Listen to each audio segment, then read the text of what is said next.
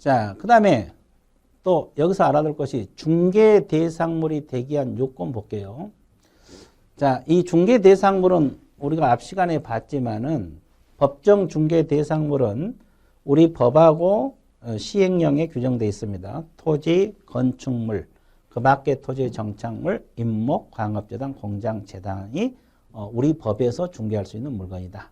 근데 중개 대상물이 되지 않는 것을 이제 공부를 해야 되는데 법정 중개 대상물이 아닌 것들이 있잖아요. 법정 중개 대상물이 아닌 것이 뭐가 있냐? 차량주택. 이건 아니죠. 동산. 그리고 어업재단하고 항만운송재단이 있잖아요. 그래서 재단은 조금 전에도 우리가 봤지만은 공장재단하고 광업재단만 중개 대상물이 되는 거예요. 그 위에 재단 중에서 뭐 어업재단이랄지 항만운송재단 이런 재단은 중개 대상물이 될 수가 없다는 거 명심을 해줘야 되고, 그리고 자, 준부동산 중에서 임목, 광업재단, 공장재단만 된다고 했잖아요. 그래서 이 자동차랄지 선박이랄지 항공기, 중기 이건 안 된다 그랬어요. 이것도 준부동산, 의제부동산이지만 중개 대상물이 될 수가 없다. 이렇게 공부를 했고요. 그 다음에 금전 안 됩니다. 금전 안 되고 권리금 안 됩니다. 이런 것은 중개 대상이 될 수 없는 것들입니다. 그래서 중개 대상물이 될 수 있는 것하고 중개 대상물이 될 수 없는 것하고 이런 것들이 또 시험에 자주 출제가 되고 있습니다. 자주 출제가 되고 있다는 거 알고 있으면 좋겠고요. 자, 그 다음에 이 중개 대상물 중에서 건축물에 대해서 좀 몇 가지 공부를 해 볼게요. 건축물도 뭐 33회도 일부 지문으로서 출제가 됐어요. 일부 지문으로 출제가 됐는데, 우리가 이제 건축물이 되려면은 우리 판례에서는 최소한 지붕하고 기둥하고 주벽은 갖춰줘야 돼요. 이 판례상 건축물 개념입니다. 우리가 건축법에서 말한 건축물 개념하고 약간 차이가 있어요. 그래서 이 판례에서는 최소한 건축물이 되려면 지붕, 기둥, 주벽은 갖춰야 건축물을 본다. 그럼 우리가 이걸 왜 알아야 되냐면 판단 기준이 되기 때문에 알아야 되는 거죠. 왜? 짓고 있는 지붕이 없다 그러면 건축물로 보지 않으니까 중개할 수 없다는 소리가 돼요. 그래서 기둥, 벽은 있지만은 지붕이 없다 그러면 건축물로 아니다. 중개할 수 없다는 소리가 되죠. 그래서 이 건축물이냐 아니냐 판단 기준이 서기 때문에, 그리고 건축물이 돼야만이 중개를 할 수 있잖아요. 이해됐어요? 자, 그리고 건축물은 일동 단위가 원칙적으로 하나 중개 대상물, 그리고 아까 일부는 공부했죠. 구분 소유가 인정되지 않는 것은 원칙은 안 되지만은 일부도 전세권, 임차권은 가능하다. 근데 구분 소유가 인정되는 아파트, 연립 같은 경우는 매매든 임대든 전세든 다 가능하다. 이렇게 공부를 했고요. 자, 미등기 건물이든 무허가 건물이든 하여튼 건축물 요건을 갖추면 다 됩니다. 이제 미등기 건물이 33회 출제가 됐던 내용이고, 그리고 아파트 분양권이 있잖아요. 이건 장래 건물로 봐요. 동호수가 지정된 아파트 분양권, 이건 장래 건물로 봐서 중개할 수가 있어요. 아직 건물의 실체는 없지만 장래 건물이다. 장래 건물이니까 중개할 수가 있다. 근데 아파트 입주 예정자로 선정될 수 있는 지위를 가리키는 데 불과한 단순 입주권은 중개 대상물이 될 수가 없어요. 근데 입주권 중에서 관리처분계획 인가를 받은 입주권이 있어요. 도시 및 주거환경정비법상 관리처분계획 인가를 받은 입주권, 이것은 중개 대상물이 되고 있다는 거 여러분들이 알아두시면 좋겠어요. 그래서 인가가 중요합니다.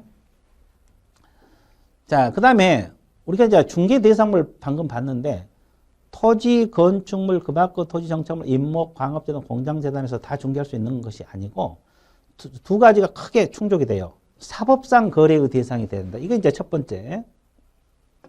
크게 분류했을 때 말합니다. 개인 것만 가능하다 이 말이에요.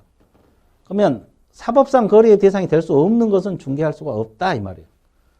그죠? 그러니까 이쪽은 중개할 수 있는 내용들이고 이건 중개할 수 없는 내용들입니다. 그러면 자, 뭐 개인 것은 다 중개 대상이 돼요. 뭐 개인 소유가 인정되는 것은. 근데 주의할 거 있어요.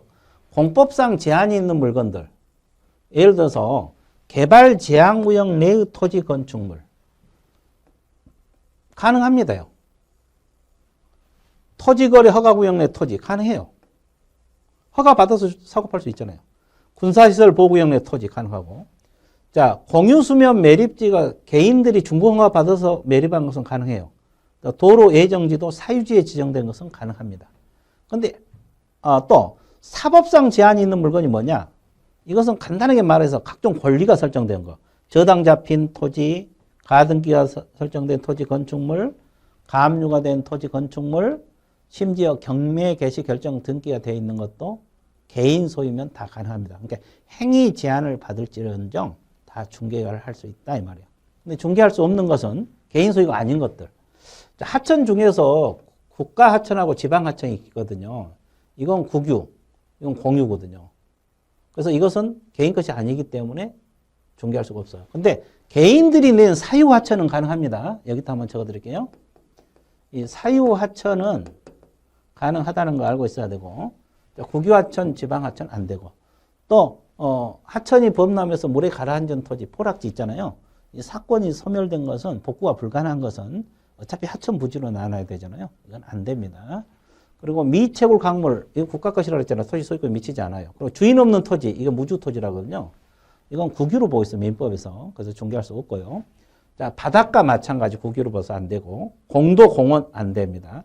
그리고 이제 행정재산, 이게 이제 이 행정재산하고 일반재산이 국공유재산이거든요. 자, 행정재산 중에 공용재산, 이 공용재산이라는 것은 여러 가지 있겠지만 관공서 건물 생각하면 돼요. 뭐 하나만 예를 들게요. 시청, 청사.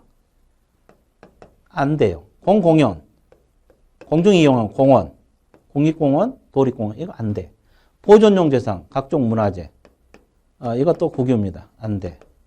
기업용 재산, 공기업 재산, 이것도 안 돼. 자, 이런 것은 다 안 되는 것들이에요. 개인 것이 아니기 때문에. 그리고 이제 국공유 재산 중에서 행정 재산이 아닌 것은 다 일반 재산으로 놓고 있거든요. 근데 일반 재산은 공개 입찰 방식으로 처분해요. 그러니까 개공이 끼어들 여지가 없어서 안 되는 거고. 그리고 이제 이 공유수면 매립지 중 공유지, 아까 사유지에 개인들이 준공허가 받아서 것은 되지만 공유지에는 안 되고, 또 여기 도로 예정지도 마찬가지. 개인 토지에 도로 예정지가 지정되면 되지만 국가나 자치단체에 이런 공유지에 지정되면 안 되는 겁니다. 결국은 개인 것은 가능하지만 개인 것이 아닌 것은 토지 건축물에도 안 된다.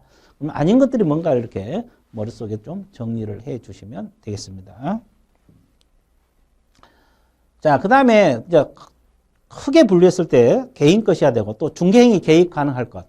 중개행위 개입 가능할 것은 이제 두 가지로 또 나눴어요. 두 가지로 나눠봤는데, 중개행위의 개입이 가능해야 된다. 자, 그러면 여기서 중개 대상인 권리가 뭐냐? 우리가 이제 아까 우리가 중개 개념에서 잠깐 봤던 거 있죠? 소유권 되고, 그 다음에 뭐가 된다 그랬어요? 뭐 지상권, 지역권, 전세권, 영유물권 되고, 자, 저당권 되고, 가등기 담보권 되고, 유치권, 임차권, 환매권 됩니다. 법정지상권 됩니다. 자, 법정지상권이나 환매권, 유치권 이전만 되거든요. 그래서 일부가 되는 것은 되는 거예요. 그러니까 중개 대상이 되는 권리들이요. 아닌 권리, 점유권은 안 된다 그랬고, 질권은 안 됩니다. 부동산에만 인정되는 권리. 우리가 개공이 취급한 것은 부동산이거든요. 그리고 광업권, 어업권, 공업소유권, 이건 안 되는 거예요. 재단 자체가 다는 것이지, 안 되는 거고, 광업권, 공업소유권 안 되고, 어업권은 아예 안 되고, 업재단도 안 되고, 그리고 상표권, 특허, 저작, 이런 것은 뭐예요? 정신적 산물, 무체재산권 안 되고, 분묘기지권은 무조건 안 됩니다. 설정이든 이전이든 무조건 안 된다. 이렇게 정리를 하시면 되고요. 자, 그 다음에 중개행위 개입 가능할 것. 두 번째에서 중개 대상인 거래 행위가 있죠.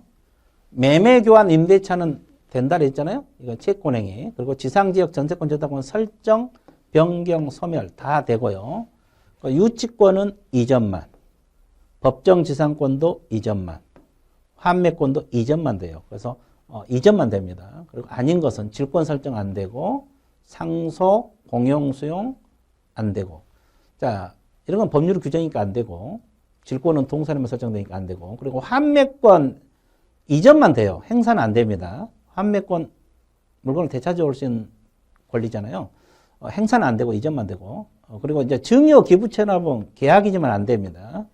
무상이기도 하고 증여자 일방적 의사에서 모든 게 결정이 되기 때문에 개공이 중개할 수가 없어요. 안 되고. 그리고 이제 유치권 설정. 아까 유치권 이전만 되고 설정 안 되고 법정 지상권도 설정은 안 되고. 그죠? 이건 다 법정 담보 물건들이거든요. 그래서 유치권 설정, 이 법정이란 말이 들어가면 설정은 다 안 되는 것들이에요. 이전만 되고. 그리고 분묘 기지권은 설정 이전 다 안 됩니다. 분묘 기지권은 설정이든 이전이든 다 안 된다. 무조건 안 된다. 이렇게 생각하시면 되겠어요.